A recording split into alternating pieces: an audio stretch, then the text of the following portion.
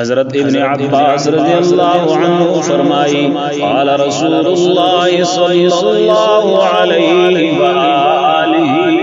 وسلم من اصبح مطیعا للہ فی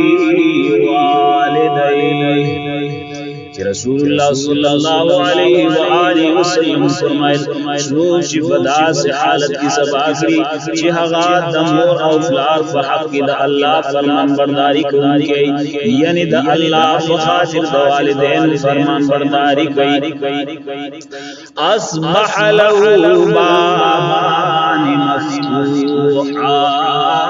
من الجنة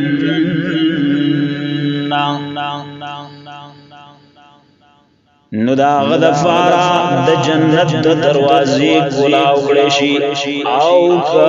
والدین کی او ژوند دی او دا اطاعت کوي نو د دفارا یو دروازه د جنت خلاص کړي او ک یو سړی فدا سے حالت کی سبا کړي چې هغه د مور او فلار په حق د الله تعالی نافرمانی کوي یعنی د والدین د حکم نمنلو سره د الله تعالی نافرمانی کوي نو غدا سے حالت کی سبا کو چې د دفار جهنم دو دروازه اخلاص وی او والدین کی او ژوند دی او ته داغي نافرمانی کوي د دفار د جهنم یو دروازه اخلاص وی قال رجل وان ظلما قال وان ظلما وان ظلما وان ظلما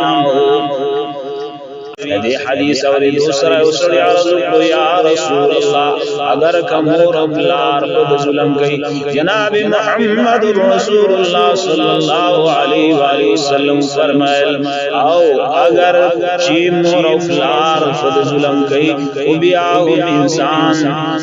والدین خفقنی ند دفار بجانم دروازہ لازم اخلاصی دا آخری جملہ جناب محمد رسول اللہ صلی اللہ علیہ وآلہ وسلم وَإِن ظَلَمَاهُ دادرے فری فرمائلا جناب نبی کریم صلی اللہ علیہ وآلہ وسلم یوم قو فرمائل الجنت تحت اقدام الامہات جنت دمور دا قدم لاندلے یعنی کون کس جی دخل مور سر احسان کی نو اللہ جل جلالہ وعمن والو بدا سے کس جنت دموری